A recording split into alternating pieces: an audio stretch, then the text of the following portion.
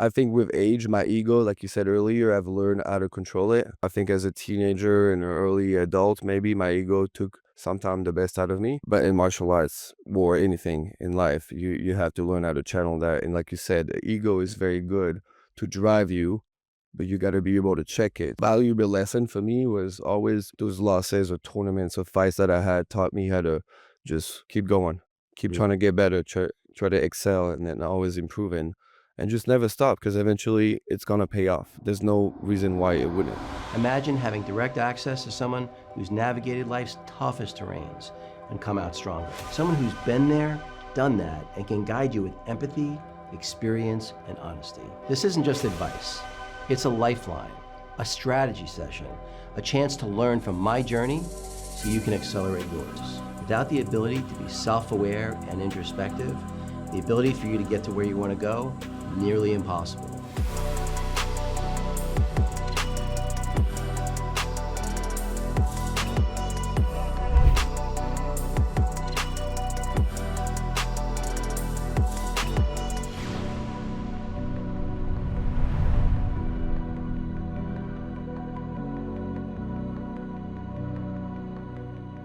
Hey everybody, welcome back to the David Guttman podcast. If you find this content useful, please like, subscribe, and share the content.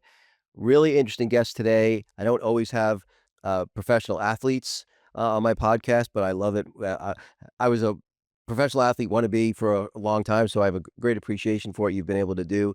Mike Lemaire, am I saying that right? Yes, Mike Lemaire. Yeah, welcome Right. to the podcast. So let's start a little bit about, so world champion Muay Thai fighter and you had a pretty good record as I remember looking it up. How long were you an active fighter What you for? find online is not always the truth. Okay. And I'm gonna say that here, in full transparency. My professional record is 29 wins, 5 losses. Those losses, some of them very questionable, but I'm gonna leave it at that. So were there any, I'm curious because having been a wrestler myself, and I won most of the time, especially through high school, but there's almost always eventually someone who's gonna kick your ass. Was there ever a fight that were any of those 5 like legit, like, or no? None of them? So in Muay Thai, I've never lost a single fight in my life. I was 8-0 and 16-0 as a professional, and then I transferred to kickboxing, Okay. paid a lot more, Right. so that was a intentional move, obviously. And my very first fight for them, flew all the way to New York. My dad flew from France, and I got very, very sick. Uh, I got a stomach bug. I lost like 18 pounds. First round, he hit me in the stomach, and I was like, "Yeah, it's not gonna go." So I lost that fight as a 10-0 young world champion in Muay Thai. okay. So that was tough. So that was legit. He won, but there's always like the stories behind Yeah, that yeah. people don't really realize. Yeah. So I was really mad at myself, but at the same time, it's outside of your control. Right. So what are you gonna do next? You got to learn from that experience, right? And just it teaches you that anything can happen when you're a professional fighter, but if the contract is signed and you show up, you just got to go and do your best. Yeah. And at least that's what I did. So Um, how old were you when you first started fighting? Professionally, No, just like when you got actually taking up martial arts, or what was the first martial art? 4 years old. 4. hmm Wow. Yeah, I did judo with all my brothers and sister. My dad was a black belt in judo. Okay. So I started with judo, karate. 12 years old, I started kickboxing, a little French savate. Right. And 15, mess around a little bit more with Muay Thai, and then 16, 17, I also played rugby for 7 years, from 12 to 19 years old. But as soon as I moved to the US at 19, that's really when I went all into Muay Thai. Got it. My first amateur fight in the US was in 2005, 20 years ago. And so, your dad having been a black belt in judo, he must have really loved, the fact that you became so good. I can only I mean, like, my dad, the reason I started wrestling was my dad didn't give me a choice. He's like, "I wrestled, you're gonna wrestle whether you like it or not." And, I know he got a lot of joy from watching you wrestle. No, I was unfortunately, Uh, for that. He is proud now. right. I'm 39 years old. I'm a world champion, and I've done well. But when I first started training, when I moved to the US, I didn't really have the support. He wanted me to go to school. to be a lawyer, a doctor, old school, go to college Right. and do that. And, I'm smart, just because I use my physical attributes to make a living. I also have a brain and I also knew this, and so, but for me, I never hesitated. Right. Like I already knew that I went to college a little bit to get my feet wet, train as an amateur, compete as an amateur, but when the day came, I didn't look back. I just What was it that drew it to it? Why was it, like you said, like a lot of people that are drawn to fighting, whether it's boxing, Muay Thai, kick, but doesn't matter what, it's often because they don't have the intellectual capability, often, not always. And so the fact that you are intelligent, like what was it that really drew you and said, this is where I want to pursue? I've just always been drawn by fighting, Yeah. just one on one with a man and then just establishing myself as the best. I mean, as a young boy, I used to always fight at school, Right. on the streets. I mean, I've had some crazy, crazy stories. Fight, my fiance right here, she knows. Yeah, I've always been drawn to that physical, and then for me, I think it was just, maybe all the pain and the trauma that I had, maybe, growing up as a teenager, a child, and how to channel all that. I think martial arts was really my calling. Hmm. And everything about martial art draw to me, the discipline, the respect, the humility that comes with it, the lessons that you learn that you can carry over to your life. Yeah, Yeah. so all those things that make me also the leader that I am today, and learning. I started again with judo, very traditional. Mm. You would 5 minute lace in class, you had to do this. The Right. culture is a little different in the US, but back then it was in the early 90s, it was like that. Hmm. And did you have, because you played, you fought a bunch of different martial arts. Yeah. Was there, did you have a coach or two along the way that like was kind of like your Mr. Miyagi, if you will? Yeah, I had several. So my first one here in the US actually, well, not my first one, but in San Diego was this Thai world champion as well. And I remember I just moved to San Diego and I saw a commercial at night and I saw his face and it said 6 time world champion. Call that number, and I called right away. Showed up the next day in class, didn't speak one word of really English except kick, kick, elbow. And he kind of, became, I think he saw something in me. I was fast. I became the star student, the best one in class, so to speak. And even though I had a lot of amateurs fights, he never came one to corner me because he was always working as a chef Wow. and living with six or other seven Thai people to send money to his family. So I stayed with him for a few years, but eventually he just kind of disappeared. Mm. And I met my other coach, Mike Lemaire, who was a former Muay Thai world champion, as well, and stayed with him for a long time as well. He's the one that took me to my first world title as a professional.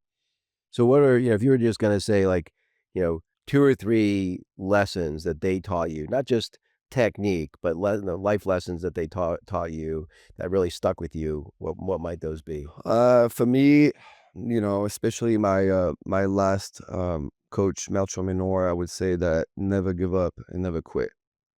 He used to always tell me this, you're very close, just don't quit, you'll get there, whether even it's inside the ring, not showing emotions when you get hurt physically, Mm. that stoic kind of aspect and always believing in yourself when others don't.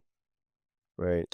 But I've always had that fire in me. I've always knew I was going to be a champion one day. I didn't know when, Right. but it's been in here for a very long time. And I think my biggest quality about me was the fact that I believed in myself so much. You can almost become a little delusional, Right. and people call you crazy. People don't understand you. And I did things different because I knew that's what it took Mm. to get to that place. And it's very uncomfortable, and I don't think most people can do it. Yeah, I would say, most a very small percentage of people and even a very small percentage of men know what it's really like to be physically tested. Day in and day out. Yeah. And it's not the physical aspect, it's the mental, Right.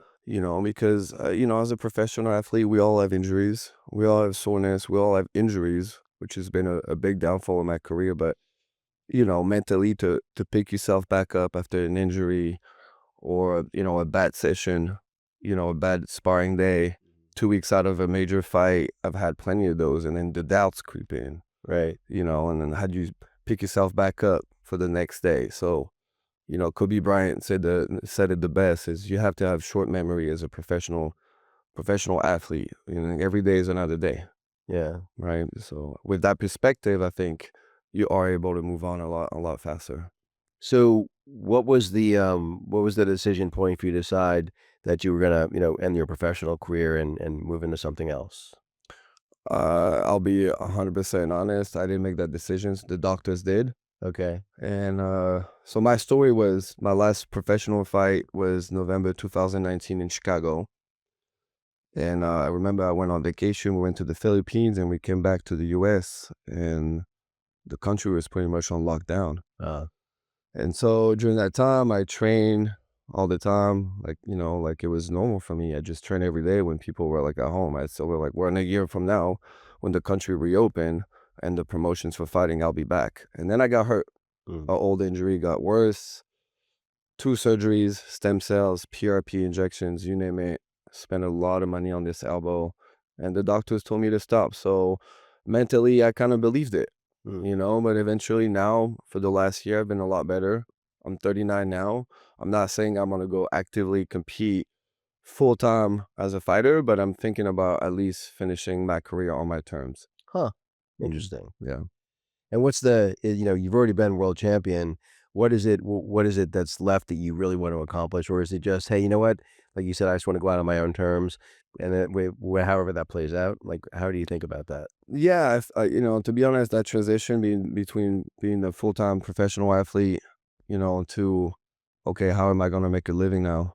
I've been so dedicated for the last 20 years of my life, and I think that I was so obsessed in a good way or a bad way. I think for me, ultimately, I don't regret anything, but, in my 20s, instead of learning about sales and business and investing my money that I want fighting, I didn't do all those things because I was so obsessed about one thing and only is training, recover, eat, sleep, and repeat. And that was my cycle for a long time. So you can get lost in that. But I think you need to be in order to be a champion, just like you have to be in your business. If you have to be a little delusional about it and just put in the time. And so for me at this age, the priorities are different. I think it will be more for my legacy, to prove to myself that if I really commit to it again, I'm still in shape to compete. I still have the skill to compete. Why not do it? Right. Age is just a number. Like I don't care if I'm 42 if I get back in the ring. Right. I still can compete with the 22, 25 years old.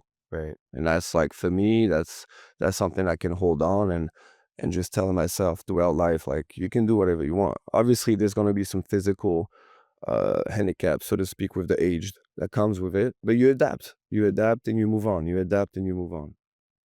And have you, and I don't know enough about Muay Thai to know this, but when you think about boxing and certainly UFC, um, you know, they take a lot of damage. Is that as common in Muay Thai?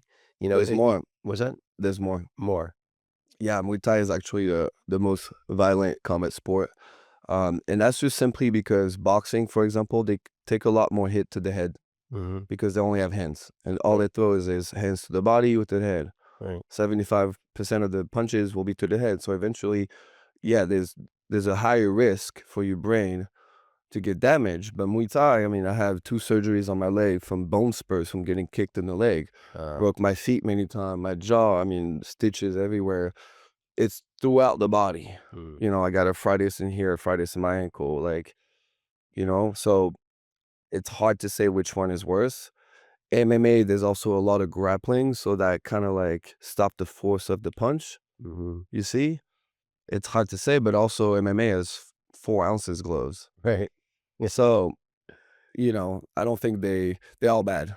right. Let's But just but put I it that don't way. but in Muay Thai, my sense is you don't take at least as much damage to the brain. Yeah, yeah, Right, yeah, yeah. Overall, because it's distributed throughout the body right. Like, you might have some arthritis, but at least your brain will function. a little bit. Right. Yeah. Well, we'll see. I mean, Yeah, we'll see, I'm 39. No signs yet, but right.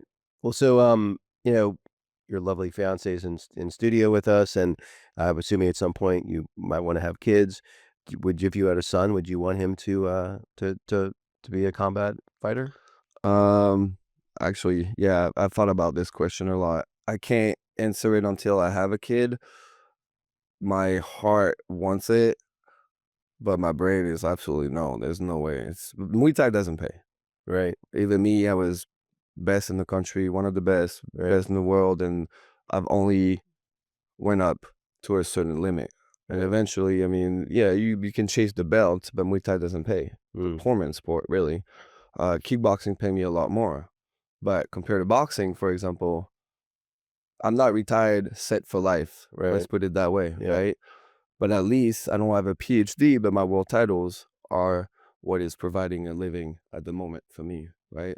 Now are you coaching other fighters, or are you doing more personal Yes. training? Yeah, I do a little bit of both. So that Okay. transition from I went back to coaching. I walked away from coaching in 2017 to really focus on my career and really train full time, focused.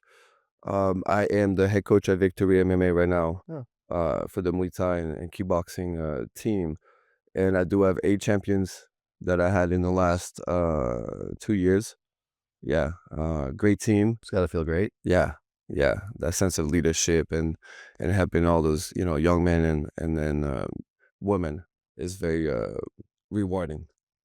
Right. So what do you look for, like, when you decide look, I'm sure as a coach, you're gonna wanna try to be as helpful to everyone who you're coaching, of course, but what's that spark? What's that thing you look for in a fighter where you're like, "This is someone I'm really gonna pour myself into because I think they could become a champion."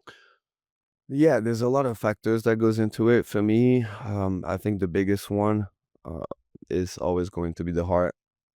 Right? The heart of not giving up, because that's not really something you can teach. You Mm, can nurture that. right. You can work on it, but people are different. Some people just have that dog in them, Mhm. right? Once you back up against a corner, what are you gonna do? And some people crumble. Yep. So that's the first thing, and I can right away weed out usually in a short amount of time. Talent is only gonna get you so far. I'm very talented, but on top of that, this Right. has no quit. And it's cliche to say this, but I'm ready to die in the ring is a true thing. Yeah. Oh, obviously, wrestling's not the same thing, no one's punching me in the face, but, No, but it's the mentality is there. That no, well, and not only that, but, like, I'm sure you see this in what you did too, like, the wrestlers who I always knew were gonna lose, they're already lining up their excuses before the match starts. "Ah, my knee's hurting, just getting over the flu," Yeah, all the bullshit. It's like, it yeah, doesn't matter if those things are true. It's like, yeah. when the whistle blows, are you For ready to me, go or not? and then that's what I try to teach to my student. The way you talk to yourself. Yeah, Even going into a training session, like in your car, the way you show up at the gym, the way people see you. Do you warm up? Are you professional? Are you on time? Like, or are you all over the place, unfocused on the phone? right. Are you telling yourself, "Oh man, I only slept 5 hours last night. I feel like shit. Maybe I shouldn't train." Like all those things can play with you in the way you perform, and therefore the way I can maybe perceive you. Like you said, if I keep hearing a student coming with a bunch of excuses and his body language and his action are showing all this, then for me that's a Yeah, clear sign that it's probably not somebody I'm gonna put right here and pay all my attention to. yeah. Is there, is there one, person you're coaching that, they're like your golden child, if you will? Mm. I got a few guys. Yeah? Yeah, I can't say there's one, but I got 3 or 4 guys that most likely will be world champion at a high level. It's pretty rare. It's pretty rare to also even say that, but I deeply, deeply believe it. It's funny in the entrepreneurial realm, you know, for me, don't get me wrong, like, having things work out or having a good financial exit's great, but as I've gotten later in my career, um, being able to help other people make money is more satisfying for me, frankly. To be able to again, you look for like, for me, yeah, in business, the the 2 most important characteristics that for me, what I look for is someone who's humble Yeah, and someone humility. who's curious. Yeah, And those are sort of less common because if you again, it's not that you shouldn't have an ego. You do need to have an ego to drive you, but if your ego controls you, Yeah. it's harder to take in new information. It's harder to learn from the loss, you Yeah. know? Yeah. And that's also one thing that one, I know I am that way because even though I'm 39, I am a world champion. I've been around Muay Thai for a very long time. I still learn from other coaches, right? I'm open-minded to the point where I'm always a student of the game. I'm always very curious or eager to learn something new Right. that makes me uncomfortable because that's the only way you can really grow. Yeah. And with that being said, that's also what I try to teach, to my clients and my students. Now you said that because I remember you saying that your dad had flown in for one of your fights or whatever. So while he might not have been as supportive in the beginning, it sounds like eventually he came around. Yeah, I think it took him a long time. My first professional fight, I was 20 or 21 years old. So obviously, your son is going to another country, studied in school, drop out of school, goes into a sport that $600 on my first pro fight, 1,000, Right. 3,000, and so on.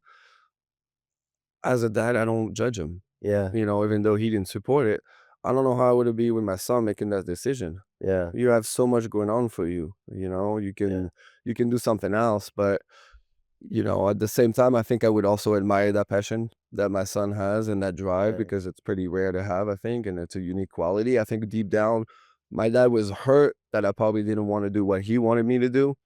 But after becoming a world champion, I think that's when he Right. realized that, okay, my son is doing something special and, he could be stubborn or proud. I think he's always going to have that in his heart, knowing that is one of his son and became a world champion.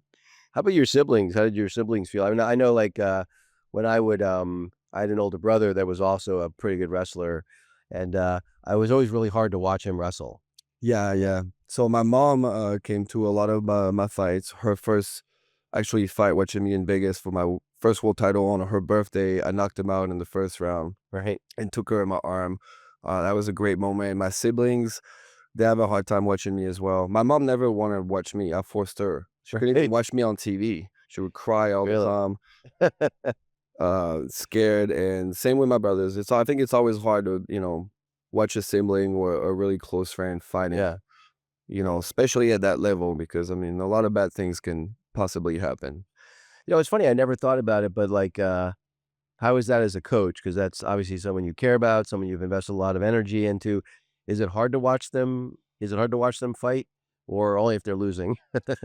It's mixed feelings, right? Because it's almost going into battle like when I did. Like the emotions are very, very high. It's stressful. I stay composed around them. They feel the emotions and all this, but I always try to stay serene and calm for them. But I do worry a little bit, but they're all champions. They 10-0, 8-0, 9-0. Some of them I've had, losses and it's been hard, but none of them have been like beating up. So, it is sometimes hard, but at the same time is I've been there. I know what it is, and I'm confident in them to come back. And with that, also the struggle in the ring Yeah. and always be, dominating. They're not gonna really learn anything. They are not going to face adversity and be tested. And that's the whole point of this. Those young guys, like I did, get tested and apply that outside for life. So it sounds like as a pro, you know, there wasn't a whole lot of losses to learn from, but I'm guessing were there any losses earlier, before you even were pro, maybe where you had some losses where there was a really valuable lesson or two that you learned from a loss? As far as a fight, losing a fight, Yeah, because that didn't happen. I won all of them. your entire like from the time you were starting till Oh, no. yeah, like Even as a kid and yeah, stuff like when like you were that. younger, like learning I stuff. by nature, I'm a very, I love to compete, and, I think with age, my ego, like you said earlier, I've learned how to control it. I think as a teenager and an early adult, maybe my ego took sometime the best out of me. Mm, But in martial arts or anything in life, you have to learn how to channel that. And like you said, the ego is very good to drive you, but you got to be able to check it. So, valuable lesson for me was always, again, going back to you have your short-term goals, and you have your long-term vision. And I think early on, those losses or tournaments or fights that I had taught me how to just keep going, keep Mm, trying to get better, try to excel, and then always improving, and just never stop because eventually it's gonna pay off. There's no reason why it wouldn't. mm. Did you ever have a fight, again, when you were younger, where, you were fighting someone, it could have been judo, could have been Yeah, the yeah, martial art, where you were going into a fight with someone where, you knew they were way more experienced than you, maybe a higher belt, whatever it yep, might be, yep.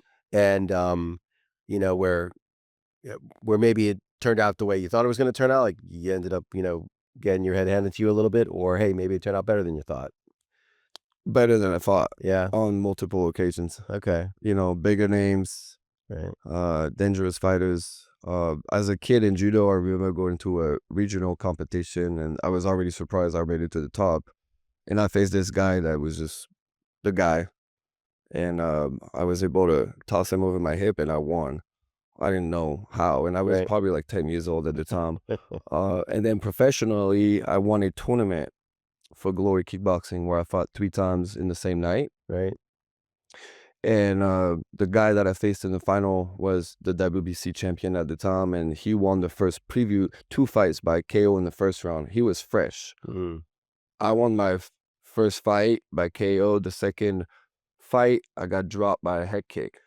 So I took okay, an 8 count, right, and after the 3 rounds in the tournament, it became a draw. And in a tournament style, you go to a survival round. okay, So I did another extra round where I gave my everything, right, and I was hurt, and I won that one. Go in the back for 20-minute ice everywhere, and I go back, and this guy is confident, dancing, and he's fr he's he's fresh. right, He's wow, knocking out people in the first round with the hands, and I'm like, "Oh my god." I was early in my career too. I was, I think, 6-0 or 7-0 at the time, and, I went out there, did my thing, and, yeah, I dropped him, finished him. how did you get your head in the right place? That's a tough place to I've been in wrestling tournaments like that Yeah. where I've had 3 or 4 battles to get to the finals. The Yeah. other guy had a bunch of pins. He's fresh, I'm not. How do you get yourself in the right headspace? So a few things, right, that comes to my mind right away. 3 of my really good friends from France at the time that have never been to the US, never seen me fight, flew all the way from France to Right, LA to watch me compete. right, So they were in the crowd, right?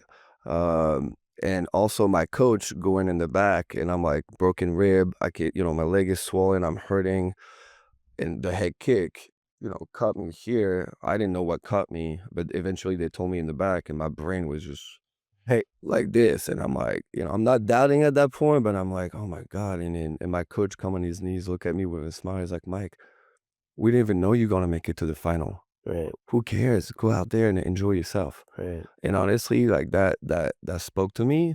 And I was like, you know what? He's right. I'm gonna go out there and try to do my best. And my mm, best worked. mm, I heard him in the first round, dropped him, and then the second round I managed to finish him. And so it nice, was beautiful, and I'm always gonna remember that moment, mm. when you said, just Would you say that was your proudest moment in fighting, that one? yeah, the tournament. Yeah, Yeah, because I was still a young fighter.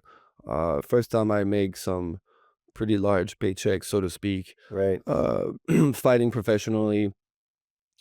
After this, my career took off. mm, I became a world champion in Muay Thai.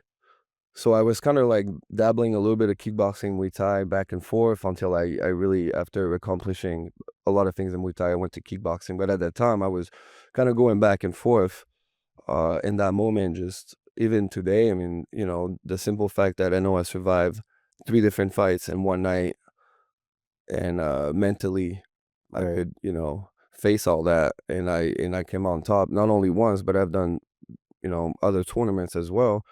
That just carries into me in every day. So, I'm gonna guess just based on a couple of kinda offhanded comments you made throughout the conversation we've been having, that maybe there's been some altercations, not in the ring, in your life. Maybe if you're comfortable talking about that, maybe talk about what that was like and maybe how you learned that, I don't know, maybe that's maybe you did you want to stay away from that. Yeah, definitely. I mean, younger in France, we don't have a lot of guns over there, but we fight with the Yeah, fists. But it's not like I go out there looking for trouble, by the way. I right, never do. But, I have a beautiful sister, right, walking the streets at night after a bar or a club. right. Things are gonna happen, and I'm not the type of guy you're gonna disrespect my sister, and there's 12 of them. I'm just gonna stand there and say nothing. I'll tell you one story, okay? I'll make it quick. I'm not gonna go in details and make it worse than it is. But one night, me and my sister and her boyfriend at the time, we all go out on this club in France. We come out. She's smoking a cigarette with her boyfriend, and this guy comes, asks her for a cigarette. She says no, I don't have any more. He can clearly see she has a pack, and he calls her the B word. Right, And so right away, I was there, and then I hit him right, and her boyfriend too. And next thing you know, there's, I don't know, 12, 14 guys that come out of the bar club. right. That was his friends and just jumped us. My sister got knocked out in front of me. Oh my God. Yeah. Yeah, I got hurt pretty bad. Right. Broken teeth, nose, orbital Wow, bones. Yeah, it was pretty bad. man. It's been a few fights like that, even worse. But at the end now, it just that was ego. Yeah. That was ego. A lot of times I just don't back down by nature. Mhm. But also sometimes you gotta know to walk away, Right, and, I think as an adult, I mean, I haven't been in a street fight in forever, right. it's been at least 15 years probably. Yeah, it's, I think there's maybe 3 people in the world, I can't believe I'm gonna say this. So when I was I was going to school in Philadelphia at the time, my then girlfriend, now ex-wife, I didn't drink alcohol at all. So, but we were gonna go out to a club one night, which we didn't do very often, and driving around looking for a parking spot for, like, 45 minutes, whatever, and I finally find a spot, and as I'm backing into this, some guy, like, comes in right behind me, and I'm Fair. just, like, Yeah, see that's fair. red, right? Mhm. So and the kid comes out of the car, and I'm like, "Hey, look, don't be an asshole. You saw I was backing into the spot, don't be an idiot, whatever." And he just shoved me, right? And again, I didn't think. My brain was completely shut down. And I to this day, I don't even know where the cops came from because we were on, like, some little side street in Philadelphia. And you know how fights are, right? It's like it was probably only 30 seconds, Yeah, but it seemed you think, like, it's 5 or yeah, 6 yeah, minutes. yeah, and it's like and they're pulling me off him, and so the kid so I broke his nose, and I don't have a scratch on me, right? So and there's blood everywhere, and the cops are, they're like and then all of a sudden, as soon as they pull me off him, my brain re-engages, and I'm like, "Holy Oh, shit, shit. I can go to jail for Back to assault." reality. Yeah, he Yeah, pushed me first, yeah. but, anyway, so the only thing that saved me was because I got the better of him, he's talking shit like, "Oh, fuck you up, da da da." And so what do the cops see? Clean cut kid, not saying a word, Yeah, yeah. and the other kid talking Respectful, shit, yeah, right? And all the cops just bloody. tell me to leave. I'm like, "Thank God." I got Yeah, so lucky, yeah. but, like, it freaked I was 25 at the time, 25 at the time, and it freaked me out. I've never lost my cool ever since then because it freaked me out so much. And if I actually was, like, trained like you are, because I know how to wrestle, but I don't, know how to like, I don't know how to strike, right? I've never Yeah, did yeah, chain yeah. striking. Sure, But sure. if I were I'm trained just like you, saying. I could have done I could have really hurt him, Yeah, and I'm like, that really scared me. yeah. So Yeah, I don't think there's anything good that can come from a street fight, really. yeah, The only time you should really get into a street fight is if you have no choice. Go right, first, don't wait. right, If I've been in that situation so many times, I know. Like, I know it's about to go down. There's nothing I can do about it. Like, yeah, literally, like, there's nothing I can do. I can't run away. Like, yeah, they're all right here. It'll be first. yeah, Don't wait. If it is self-defense, it is what it is. yeah, I'm gonna die trying to protect myself and mine. yep. So at some point, you sort of semi-retire, I guess, I'll say it Yeah. that way, Mhm. start coaching, doing some personal training. How'd you even decide, like, how did you figure out where you were gonna do that? Was there someone who'd been trying to get you, like, to recruit you to kinda start to how did that sort of play? Well, so I also have an online fitness Okay. business, which I'm really focusing on right now at the moment, more so than personal training. But I've always had that passion about fitness and health and biohacking, and me as a student of the game, being an athlete, being a fighter, I've always wanted to educate myself on nutrition, supplements, recovery, strength and conditioning, mental, what's how do you say in English? Mindfulness, mindset, Yeah, just the warfare, Okay. all those things. And I've always been ahead of the game, so to speak. Back then we didn't really have Chat GPT and all that stuff. We didn't even have Google. It was just like, okay, you go to the library, you pick up a book. That's just Right. kind of the way it was. And I've always done that. Um, that was just something I was willing to do in order for me to just be better because I didn't really have the guidance in all this, like it was all me doing it. And so what was the Well, last so part of the question? well, Because so the online personal training business, like, so how long ago did you launch that? so I launched that 3 years ago, and so yeah, your question was like, what made you go and kind of coaching and stuff? And like I said, I've always had that passion, and I was like, well, how am I going to make money now, and how am I able to scale my experience, my knowledge, in and out of the ring to help people? And so that's when I started my online fitness business. Went to Victory, around the same time. Been there for 4 years now. I lead all those young men to become better every day, not just in the ring, but outside. I have great students, and my business is doing good. I really focus on optimizing, for men, high achiever men, to really get back the edge. Right. Very successful maybe in business, Mhm. but something is lacking, right? Like you work long hours, business is great, but you don't have the energy and all this. And so I go into blood work and gut reset and try to naturally restore testosterone and maybe some peptides, all of these things, and structure the workout. And the mental aspect of motivation is great, but discipline is freedom. So Right. all the mental little hacks that I've learned as an athlete, as a champion, that and I learn from my clients too. Some of them, entrepreneurs and CEOs, and maybe they tell me something, and having this relationship and this community of men, I'm passionate about that because I feel like a lot of men are either misinformed or just don't know or don't care to know. Right. And so educating and guiding them and seeing the results and just little things. My wife gave me a compliment. She haven't done that in a while. Or sex is better. Or Mhm. I can get off the couch and I'm like like little things, right? I make more money. I'm more confident. All of those things. Now, how are you doing it all online? So, is it just like they do check-ins? Like what's the process like that in terms of working with you online? Right. So let's say, Let's say I was your you'll customer. be a potential Yeah. client, and you and I will get on a Zoom call. We talk. We assess. We go over a game plan. Then I onboard you, explain to you the whole process. I have an app that you download. All right, from there you'll find videos of all the workouts with a structure, all right, with directions and all this. You have like a whole meal plan with recipes.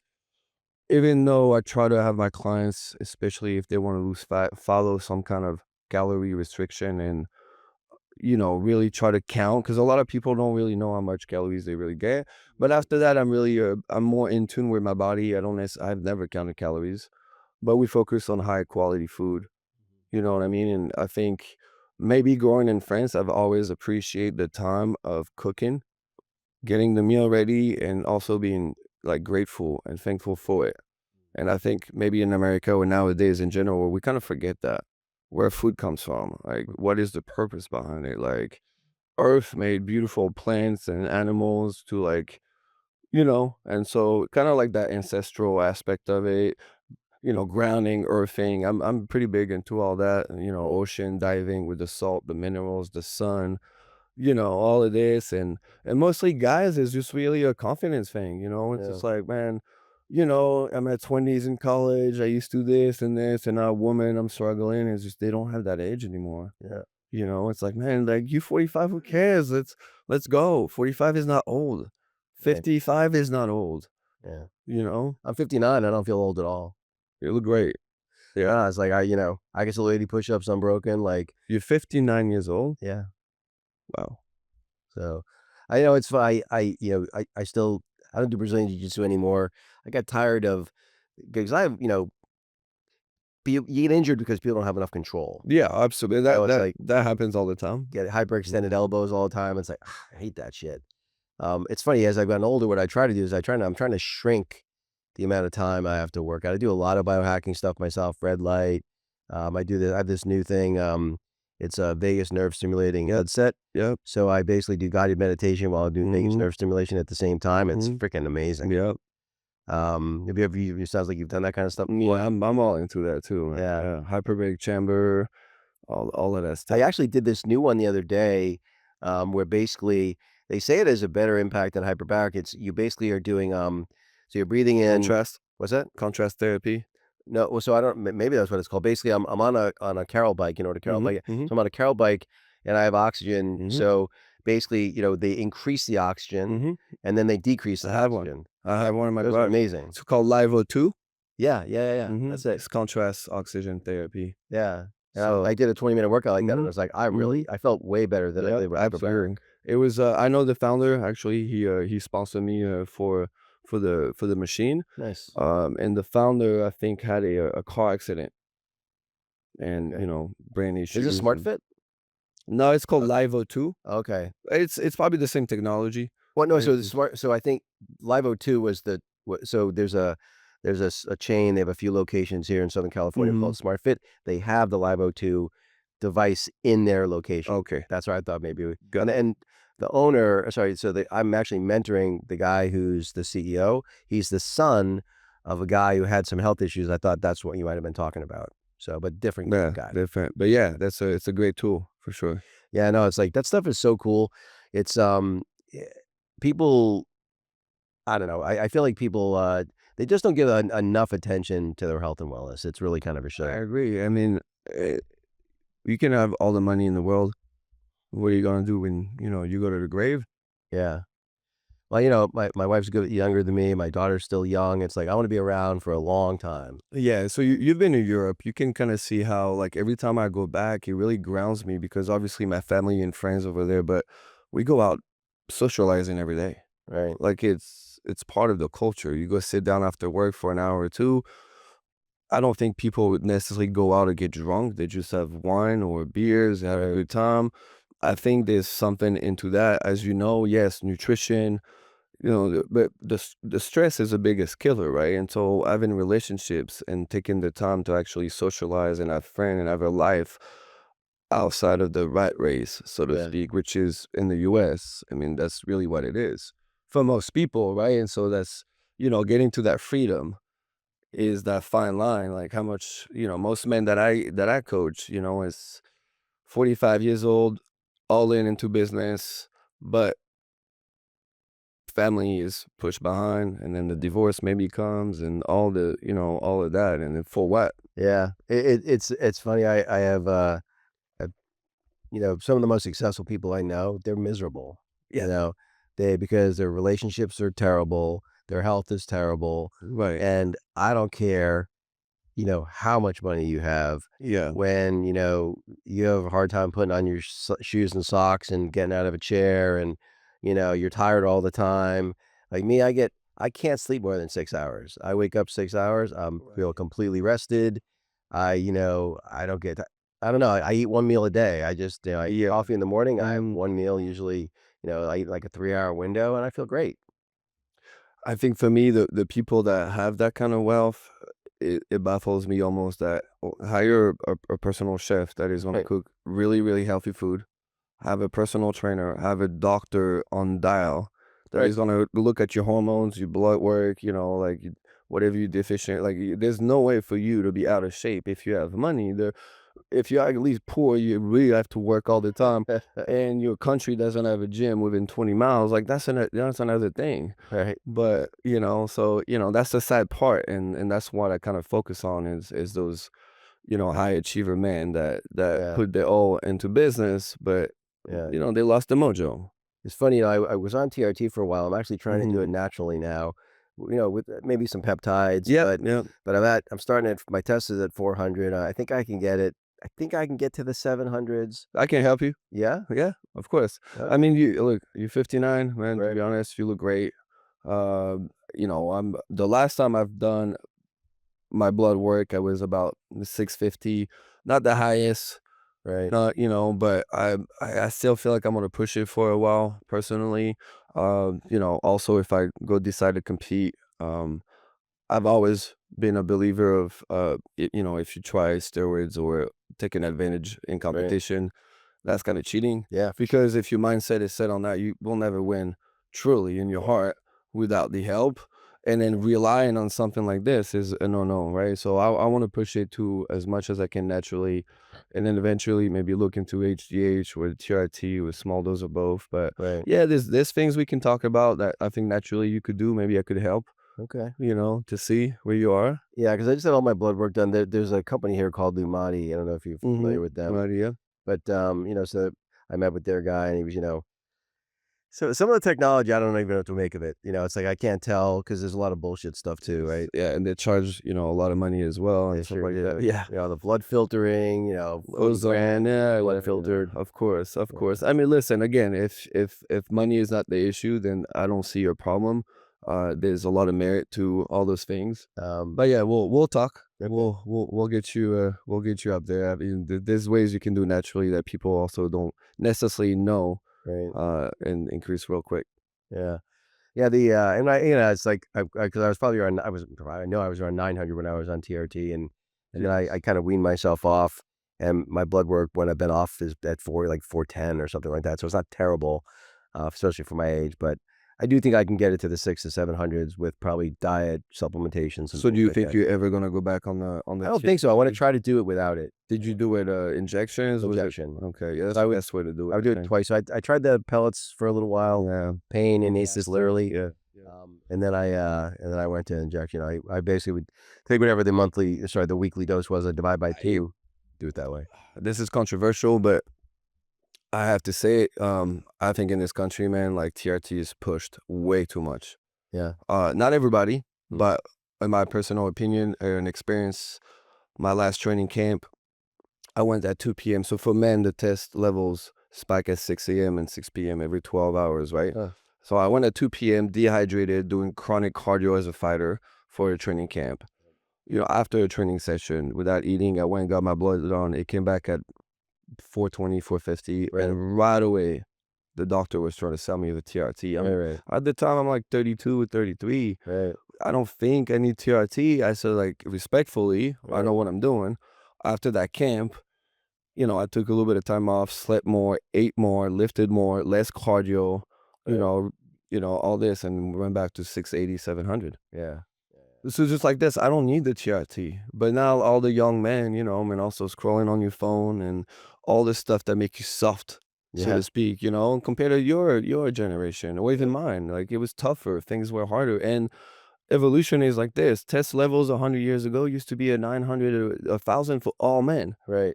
In the 50s, it was still very elevated. In the last 20 years, I've talked to kids that are like in their early to mid 20s and their test is at 200. yeah, like, Crazy. so, there's conditions that do affect, Yeah. test, levels, but for the majority of guys, it's just a shortcut. Yeah. They want to look good, girls, this and this, but they don't really know the risk involved.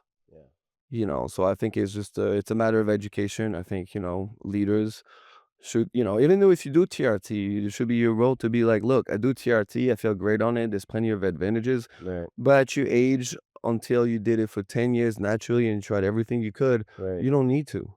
Yeah. You know what I mean? Because you won't be able to have kids or it's going to be a lot harder. And there's also other consequences that you don't think about. Yeah. Yeah. Like, I did it and there was some benefits to it, but I feel like I can get with a little bit more effort and being a little more scientific about it, that I can get something like 75 to 80% of the benefits and be natural. That just seems to make more sense for me. Yeah. Yeah. So, and I don't feel bad even at 410. I don't feel, I feel good. So, Yeah. Well, I can't even imagine at 900. yeah. I'll be Well, so what's next for you, man? Yeah, have you have a date by which you're like, hey, by this date, I'm gonna make a decision if I'm gonna throw my hat back in the ring, if you will, or To be honest, so yeah, so, when the doctors told me I was I guess I was depressed for a while, because I was just, the identity of who you are is kind of like, is crushed. That's pretty much all you know. And so now you got to really pick yourself back up. But, one of my teammate and UFC world champion, Dominic Cruz, he went through a lot of injuries and he's like, you have to surrender. right? And, I really started thinking about it and I was like, you know what? He's right. If I come back, I come back. If I don't, I don't. But even now, instead of being like, "Oh my god, I'm gonna be 40 next year, I have to compete," I don't care. Right. Like, whenever my body is letting me know that, "Hey, you can endure 8 weeks of a pre-camp without, like, getting to injuries and stuff like that, then maybe we can think about it." So the next step is, yes, is fighting, on the radar, absolutely. Is it my priority? No. My priority right now is scaling my business, trying to help more people, and just I'm curious about a lot of things. Yeah. I'm investing in real estate and AI and trading, and my mind is work like this. But this is why, as a fighter, and I tell my students nowadays, this generation with social media will fool you. Yeah. There's too much noise. Yeah. Everybody is successful and have Right. this appearance, but it's fake. If you want to do something great and want to be great at it, you have to be all in. Like, there's no other choices. You could be an entrepreneur from a younger age, but being a professional fighter and a world champion and being an entrepreneur at the same time, Not gonna it happen. doesn't happen. Well, like, too many fighters do this, Yeah. or athletes. And then you take your eyes off the ball for a little bit. Yeah. Uh, I'd say sort of like a Conor McGregor. It's like, he's the, it's once you start dividing your attention. Yeah, he's done. He'll Yeah. he'll never come back. And if he does, it will be like a Jake Paul bullshit, Right. boxing fight for 50 mil, Right. so. So Yeah. yeah, that's what's next for me right now. I was focusing on what's ahead, my student, my business, Yeah. and keep growing. Cool. Well, Mike, I just want to tell you, I really appreciate you coming on. Really great Dude. conversation, and it's nice to meet a guy, who's always finds a way to win. When I look for talent in the business world, that's what I'm looking for. I'm looking for that person that just will always find a way to win, that just doesn't have the quit in them. And it sounds weird that to have that be in business and in combat sport, but it really can exist in business because most businesses in fact, I've never seen a business plan ever that's what actually happened. Like, Hmm. they had to make Yeah, adjustments, they had to yeah, make yeah. pivots. They were wrong about a whole bunch of things, they had to realize it and not give up. Well, that's where I'm at. Yeah, That's where I'm at with my online business and try to scale my brand and learning that. And it's not what you sometimes thinks it is, right? right. And so you take a slap and then you got to come back at it. And so I'm learning exactly this in my transition in life right now about business. Yeah, And so I can stay grounded though sometimes because I know I've done it before in a different context in right. fighting and training, but you can apply it.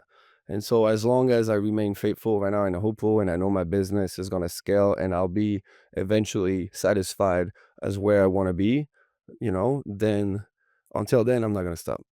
Well, hey, I have every belief that you're gonna kick ass like you did in everything else, and it's been a real pleasure. Thanks, David. I Yeah. appreciate you. Thank you.